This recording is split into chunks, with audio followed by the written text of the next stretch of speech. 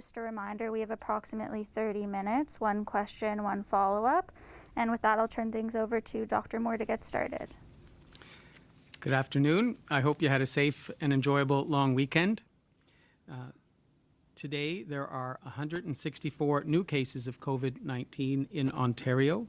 There are 71 people in hospital, 106 in the intensive care unit due to COVID-related critical illness. And I'm sorry to report that there have been 2 more deaths from COVID-19 over the last 2 days. A total of 11,515 tests were processed yesterday with a percent positivity of 1.4%. Please, if you have any symptoms of COVID-19, continue to get tested so that public health can do the great work on case and contact management. We are paying very close attention to how the numbers are trending, both in Ontario and elsewhere, as we move towards the fall. As of today, more than 19.5 million doses of COVID-19 vaccine have been administered in Ontario. This tremendous collective effort means that we have surpassed our target of having 80% of Ontarians aged 12 and up vaccinated with 1 dose. Our first dose percentage is now 80.5%. This is truly remarkable achievement and one we should all be incredibly proud of. We are just over 5% away from meeting our second dose target of 75% at a provincial level. Even after we reach our second dose goal, we want to support high levels of vaccination across the province and need to ensure no public health unit has less than 70% of their eligible population fully vaccinated with 2 doses. I would like to both congratulate and thank all Ontarians who have gotten vaccinated and helped us move forward on our journey towards a new normal. And I want to continue to implore people to go out and get vaccinated. Since December 14th, 2020, unvaccinated cases of COVID-19 accounted for 95.4% of COVID cases, with breakthrough cases accounting for only 0.5%. This shows how well vaccination is protecting people in Ontario from COVID-19. And in the last month, people who were unvaccinated were approximately 8 times more likely to get infected with COVID-19 compared to fully vaccinated individuals. And unvaccinated adults 60 years of age and older were approximately 15 times more likely to be hospitalized due to COVID-19 compared to fully vaccinated adults 60 years of age and older. We all know that the Delta strain, currently the dominant strain in Ontario, is more transmissible than the original COVID-19 strain and more likely to cause severe disease. This data shows that these vaccines are safe and very effective at preventing you from being hospitalized, admitted to the intensive care unit, or dying from this disease. I would once again like to highlight the great work done by our local public health agencies in Ottawa, in Waterloo, Thunder Bay, Leeds Grenville Lanark, and Halton, amongst others, who are leading the way in achieving high vaccination rates and good protection for their communities. Thank you all for your efforts. I know achieving such high vaccination rates is no easy feat and requires a tremendous amount of hard work, collaboration, and community patience. But to all those who played a part in this, your work is saving lives. As a result, your communities will be safer going into the school year. And to the major metropolitan areas in the province, we need your help to increase our vaccination rates. Your success is our collective success in Ontario. We stand behind you in your efforts to get shots in arms and help us exit the roadmap and ease the majority of public health measures. We also need some of our age groups to pick up the pace of vaccination. In particular, the 20 to 39-year-old age group is in the low 70% protected with immunization, and almost 60% of those 12 to 17-year-olds have 1 dose, and only 48% of that age group has their 2nd dose. When it comes to our children, I am elated that they are going back to school this September. It's great news for our kids They will be back with their classmates, where they can get back to activities like music and theater and sport and develop those friendships that can last a lifetime. This is crucially important to their mental, physical, and social well-being. But it's also important to do so cautiously and carefully. So we will need to maintain some level of public health measures for now in our school settings. Schools are safest where we maintain high rates of community immunity, high testing, good case and contact management, and high immunization rates. So it is our duty for our schools to remain safe by getting immunized. This means also that students grade 1 to 12 will be required to wear a mask while indoors. Our goal is to have a safe reopening of our schools that lasts the entire academic year. Wearing a mask is a proven way to help mitigate the spread of COVID-19, and when combined with other public health measures such as screening and hand hygiene, enhanced cleaning and distancing, support healthy and safe school environments.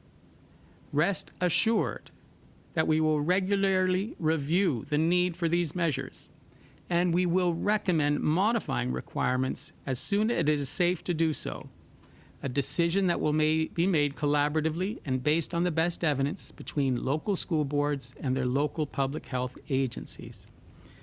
But having measures in place means that kids get back to class, go on field trips, and socially interact with their friends with confidence. These measures will help us to ensure that we have a safe and sustained reopening of our schools in the fall. These measures worked during the last school year, and an ever-increasing level of community immunity is only going to increase the strength of these measures. I am confident, as well as my colleagues are confident, in the plan for reopening our schools and our cautious approach to reopening the province.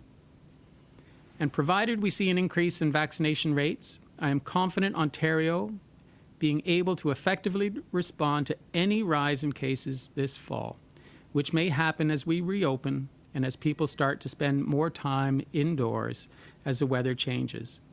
I believe we're on the right track in Ontario, but we still have work to do. As we move beyond step 3, masking in the appropriate settings and staying home when ill and getting tested will help us prevent the spread and save lives moving into the fall. Many jurisdictions, including some areas of British Columbia, Israel, parts of the United States, that have removed masking requirements are now experiencing a rise in cases. Some now are having to reintroduce face covering requirements in public indoor settings. I don't want us to wait till we start to see a rise in cases. I think we should remain persistent and consistent in our messaging until the coast is clear. Instead, we're going to maintain all the simple public health measures to prevent a rise in the Delta strain. And in that, I will turn it over to any questions. We'll go to the phone lines. Just a reminder, 1 question, 1 follow-up. Over to the first question, please. From Alison Jones at the Canadian Press. Oh, hi, Dr. Moore. I wanted to ask about one line in particular in the document. It tells school boards to be prepared for a potential closure, but it doesn't really outline any conditions that would have to be met or any circumstances that would lead to school closures. I know the science table recommended keeping schools open in all but the most catastrophic scenarios. When do you envision schools potentially closing? Yeah, I really don't see our schools closing going into the fall and winter and spring. And I believe that's the same stance of all of our medical officers of health. We will do our utmost to keep schools open for all students and families. And that will take a multifaceted approach of masking, hand hygiene, distancing, screening on a daily basis, testing and case and contact management, and improvements in ventilation. All of those measures that we're recommending, I think, will keep our schools safe. I really can't envision or see any closure of any schools in Ontario, or colleges, or universities. We must maintain them open going forward. And if I had to compare it to other viruses like influenza, in influenza, we anticipate always a rise in cases over the winter months. Sometimes we'll have 10, 15% of students away because they've come down with the virus, but they recover, they resolve, and they're back in the classroom. I think we have to normalize COVID-19 for schools and have an approach that's prudent, that's cautious, but that realizes, yeah, we're going to have a rise in cases, but we're going to adhere to the best practices to minimize the spread and to keep our communities safe. Follow-up? I'm just hoping you could touch a little more on the breakthrough cases. You mentioned the stats earlier, but what can you tell us about the people who are fully vaccinated and are getting infected? Are they getting less sick than the unvaccinated people who are getting infected? Yeah, that's a great question. So breakthrough cases in Ontario seem to be very, very rare. And that would be if you're fully vaccinated plus 14 days and you're exposed to COVID-19. There is the possibility, because the vaccines are around 88% protective against Delta, that you may develop symptoms. The symptoms will be milder, they'll be shorter, they'll resolve quicker. You'll have typically less virus in the front of your nose, and the ability to spread virus will be less. So terrific advantages to be immunized, and less risk for hospitalization, as we've said, and less risk of needing to be in an intensive care unit. So tremendous benefits to being immunized, but there will be, in a small number of those that are fully immunized, those that develop symptoms compatible with COVID-19 who will test positive, but it'll be a shorter illness with less severity, less complications, and less risk of hospitalization. Next question. Chris Wishery at Toronto Star, please go ahead. Oh, hi. Thanks for taking my questions. I was just wondering, with regards to masking in schools, why kindergarten students weren't included in the mandate, and do you expect that kids will be wearing masks all year long? Number one, we want to keep any public health measure responsive to data. And so if communities in Ontario have very low incidence of disease, very high immunization rates, they, in partnership with their local public health agencies and school boards, could review any public health measures such as requirement for masking. And I just want to shout out, some of the numbers. Leeds Grenville Lanark has an immunization rate first dose of 88.6% of their population. Thunder Bay has achieved 85.6% of their eligible population being immunized. I don't foresee those communities having large outbreaks or large amount of community infections because they've embraced primary prevention through immunization. As a direct result of that, their schools, I think, are going to remain very, very safe. And in those instances, we'll start off cautiously. If they really don't see community activity, so they're below around 10 per 100,000 cases per week, the risk in a school setting will be absolutely minimal, and they could, together with their school boards, feedback from parents, teachers, and children, make a decision to not have mandatory masking in that environment. I do, though, want us all to start off cautiously, prudently, safely with masking in place because of the risk of Delta. But the reassessment of public health measures, I think, should be done on a regular basis to see that they're essential and mandatory. Regarding children from grade 1s to grade 12, the compliance rate may be less in kindergarten students, and we know that their risk of getting any severe complications of COVID to be very, very minimal, and that can be done at a school board level to make that decision. But on a population level, we didn't think it necessary to include that age group in the mandatory masking. Follow-up? Okay, thank you. And I also see that there are no set physical distancing requirements in classrooms, and I'm just wondering why that decision was made, and if there was any consideration that maybe elementary students might need it more, given they'll be largely unvaccinated. Well, the principle that we provided to the Ministry of Education was distance as best you can and minimize the number of contacts each student has within a school setting. So how the Ministry of Education translated that is that they're going to have cohorts of students, so groups of students that will be able to socialize and be monitoring their symptoms on an ongoing basis. and reduce the risk of COVID in that group. And so if we ever have to do outbreak investigation, we know there's a defined population that potentially could have been exposed. And it's distancing amongst cohorts, we think, is an essential component to our advice, and that's been adhered to by the Ministry of Education as well.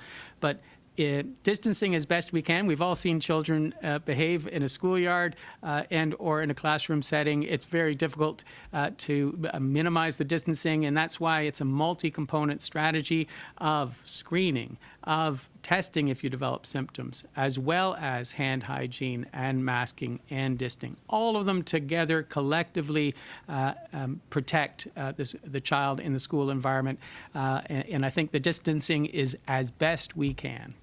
Question from Camille Caramelli at Global News. Please go ahead.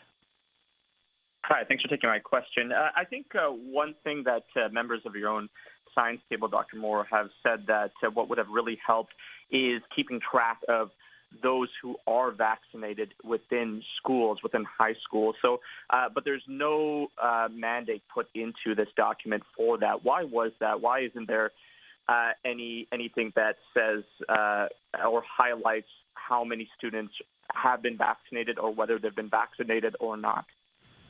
Oh, great question. So we're tracking at a population level the proportion of high school students in particular that are getting vaccinated, and the numbers are tracking in a very good direction. I think we're at 74% that have chosen to be immunized, and the second doses are following suit. So we'll see those rise as we approach the opening of schools. So that's a good level. I'd love to see it higher than that of protection.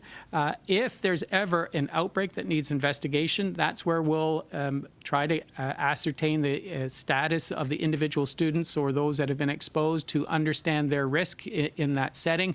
And it has not been included in any immunization policy to date for those age groups. It will be disclosed, though, if we ever have to investigate.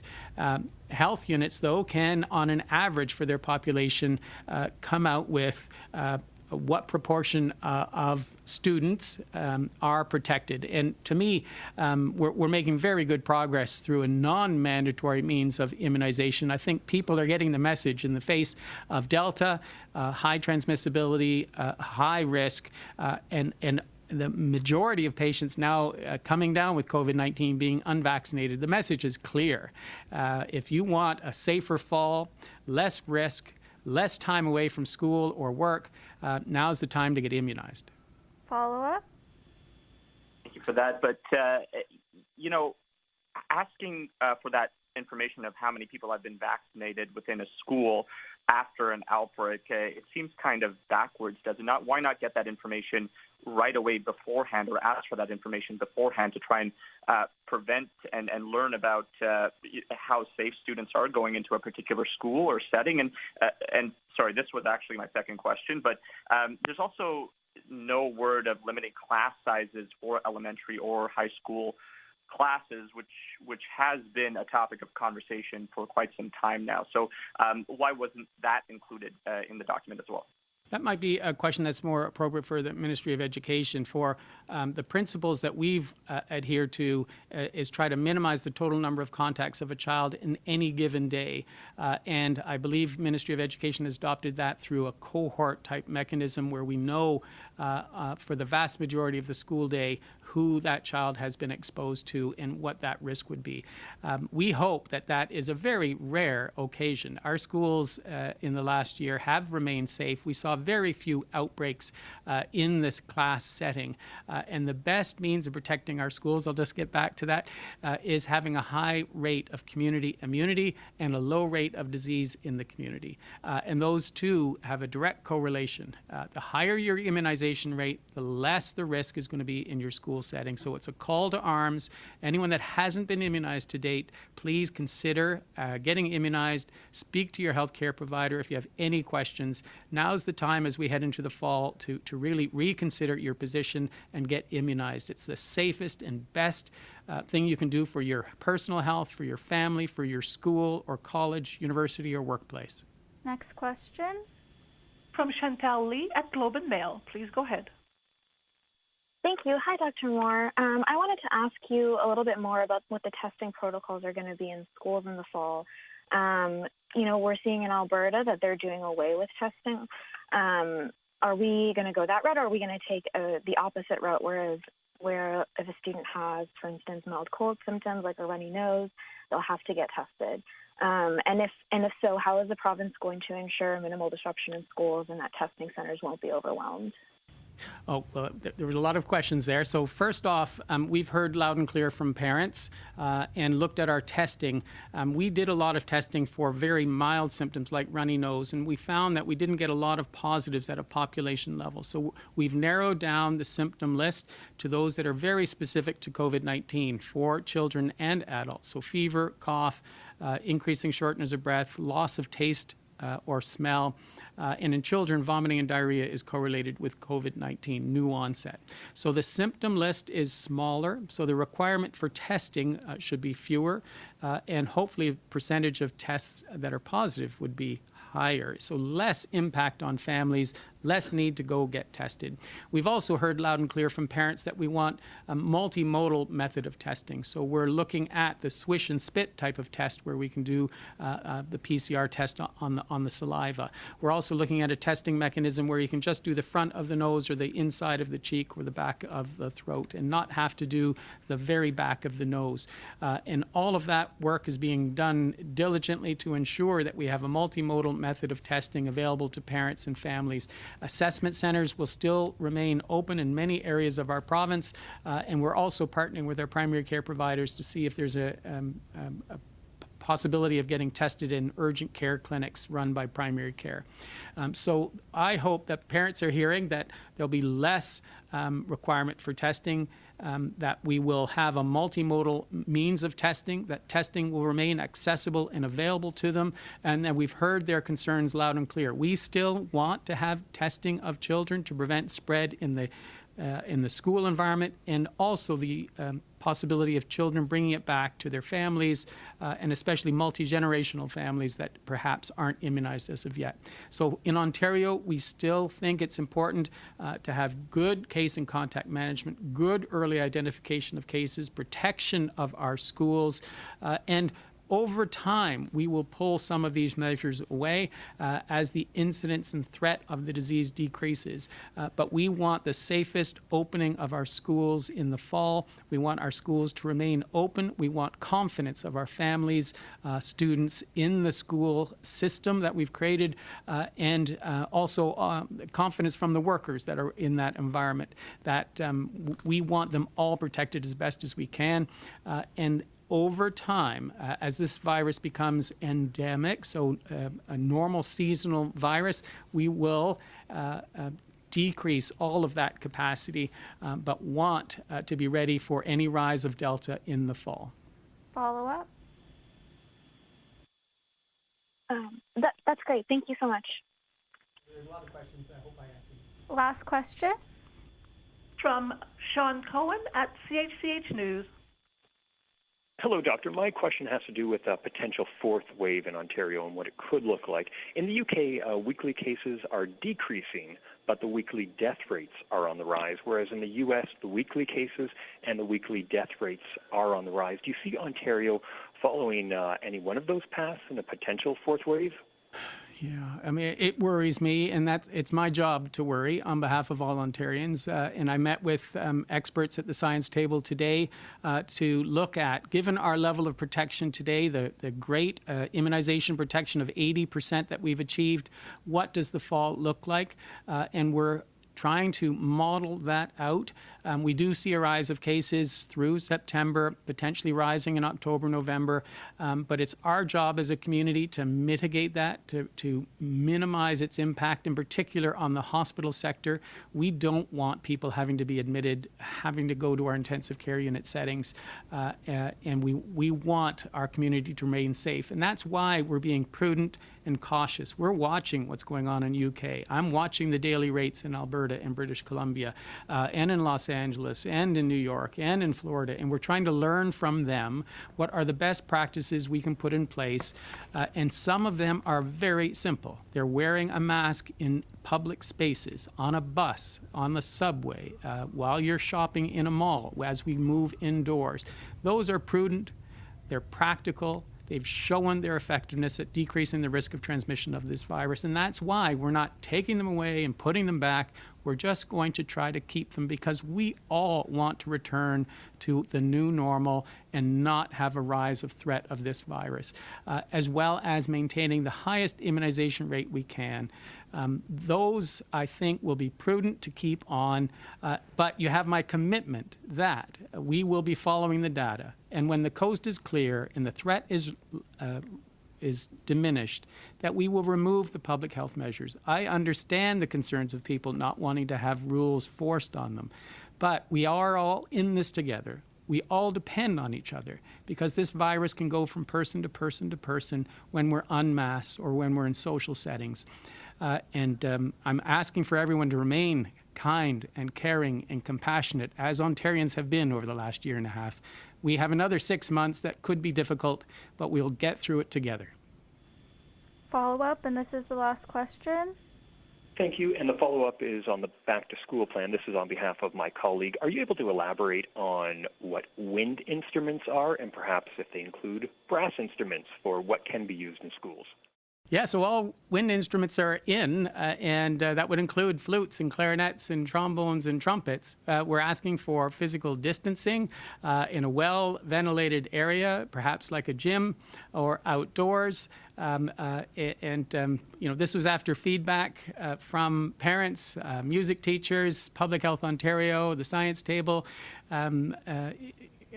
We absolutely understand the risk of aerosolization, but if communities keep their risk low, their immunization rates high, everyone screens appropriately on a daily basis, these are risks that I think we should take because they are small risks. We can never eliminate the risk completely. We have to balance our social, mental, physical well-being, and I think music is important to all children, and it's part of the risk reduction strategy we have in play, and our desire to have a balanced approach to our schools. Thanks, everyone.